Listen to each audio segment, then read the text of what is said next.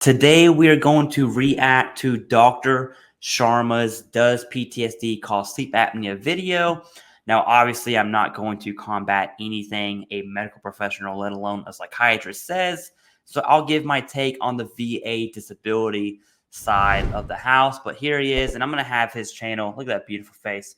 I'm going to have his channel linked below in the pinned comments. You can go ahead and show him some love over on Concise Psych. All right, so let's play this and hear what Doc's got to say. Can obstructive sleep apnea develop secondary to PTSD? Let's dig in and find out. Beautiful intro. I haven't seen this, by the way. It's my first time. Welcome back to the channel, folks. Dr. Sharma here, physician, board-certified psychiatrist, and Air Force veteran. Today, we're talking about sleep apnea and how it can develop because of PTSD. Just for reference, I'm going to be talking about OSA in this video, which stands for obstructive sleep apnea. And of course, PTSD is post-traumatic stress disorder.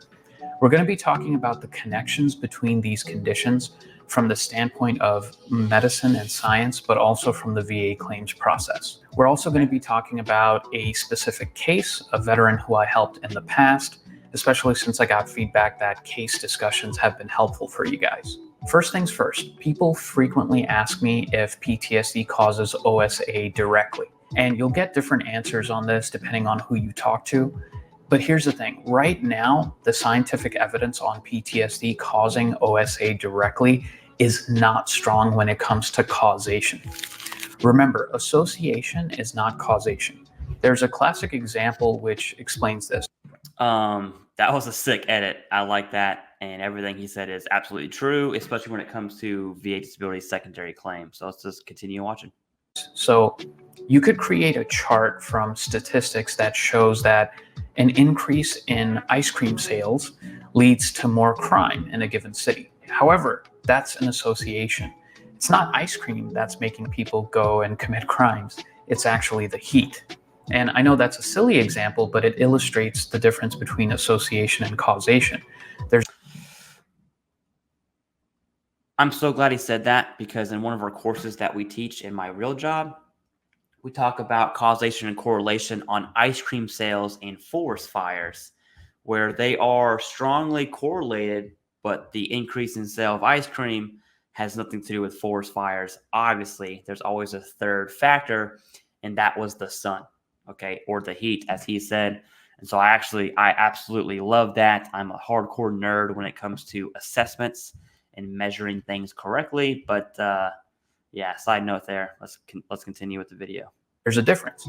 And for the VA claims process, we need to have the statistical link that shows that association, but also we need to explain the mechanism of action by which something occurs. Now, to be fair, there are a few theories that might become more proven with time. The first one is what's called an arousal-based mechanism, where nightmares from PTSD would cause an individual to wake up and have an apneic episode, which is a gasping episode at night, which happens in OSA. There could be something there, but it's not enough to explain the literally hundreds of apneic episodes someone with OSA has throughout the night. Another theory is chronic activation of stress hormones causing what they call neural sensitization of the upper airway, leading to... Man, I can talk VA disability all day, but the way Dr. Sharma here just describes all these mechanisms, you can absolutely tell, like, seriously, he is a subject matter expert. At least that's the vibe I get. I'm absolutely loving this every second of it. So, dysfunction and sleep apnea. This is certainly a possibility, although right now I don't think it's strong enough in the scientific literature to pose a strong case in the VA process. I'm not saying it's not possible. I'm just saying it's not that strong. And I do believe there will be more information coming out in the future about this. But let's talk through a case of a veteran I worked with in the past. As always, everything is anonymized, information is redacted. I did still get permission from the veteran to discuss the rating decision information, and I want to thank that veteran for giving me permission to speak about it. So let's take a look at the findings. I'll pull up the first part on the screen here.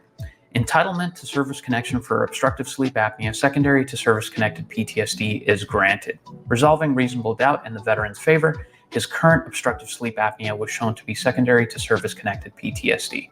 We always like seeing this. It's a favorable decision. I blocked out the second finding because it was not relevant to our discussion today, but it was another condition that I helped the veteran get service-connected through this evaluation process. Let's look at a little bit more on the details from the findings. As to the question of Nexus, the record includes a positive medical opinion from a private examiner, that's me. And in the exam, I noted that the medications the veteran was prescribed for insomnia were causing and aggravating the obstructive sleep apnea. And I explained how the prescribed medications actually did that in the mechanism of action that they have. That is specifically through respiratory depression, relaxation of the upper airway muscles. And in addition to that, I cited medical literature that actually supports this and shows how this happens in people with obstructive sleep apnea. And something I want to point out here on VA specific is you can't just say something is secondary. The evidence has to support it, and it's got to be strong. And if there's no causation, okay, it's all correlation. You're going to look at multiple factors here. So insomnia, medication, that's 2 already, okay? Just from this story, it's all about multiple factors when it comes to sleep apnea secondary to mental health in general. But all right, awesome, Doc, awesome. There are a lot of medications that have the potential to do this. This includes benzodiazepines. Those are medications like Xanax, Ativan, Klonopin. They're usually used for anxiety and panic attacks in PTSD and other mental health conditions. These medications work on what we call GABA receptors, the same receptors that alcohol works on. There are also hypnotics like Ambien, Restoril, and other medications used for insomnia in PTSD and similar mental health diagnoses. These medications cause the person to become sedated. It slows down their breathing.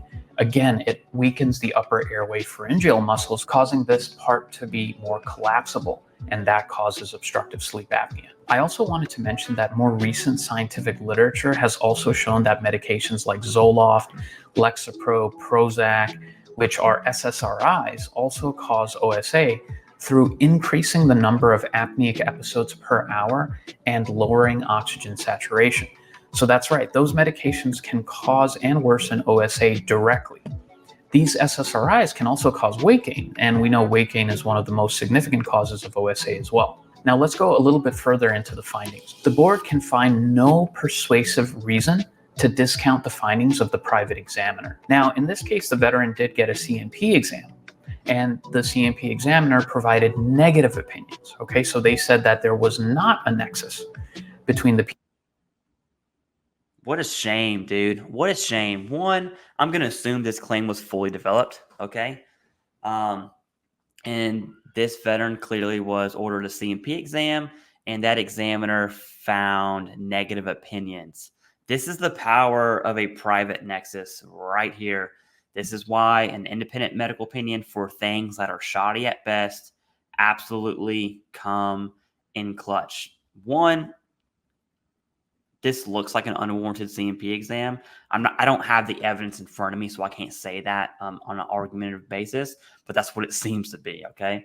What a shame that they ordered a CMP exam, and what a shame that looking at the evidence, that examiner was like, you know what, this physician, board-certified psychiatrist, he's wrong.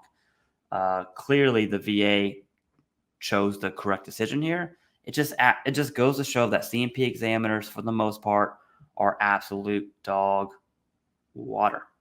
PTSD and sleep apnea. But the board had to go with the exam that was more comprehensive and had more probative value. They found that the VA examiner's negative nexus opinion regarding the causal link between these conditions was inadequate and therefore unpersuasive. They said that the opinion was overly general in nature and does not address the specific conditions of the veteran's case. In this case, based on the above evidence, they had no basis on which to discount my opinion. So the board found that service connection is warranted secondary to service-connected PTSD. A great decision based on the evidence and sound, reasonable science. Now, the last part of the findings, medications the veteran was taking for insomnia due to his PTSD, aggravated his sleep apnea beyond its natural progression. I provided detailed rationale and scientific evidence that supports this. So there you have it. One of the many ways to get OS. There you go.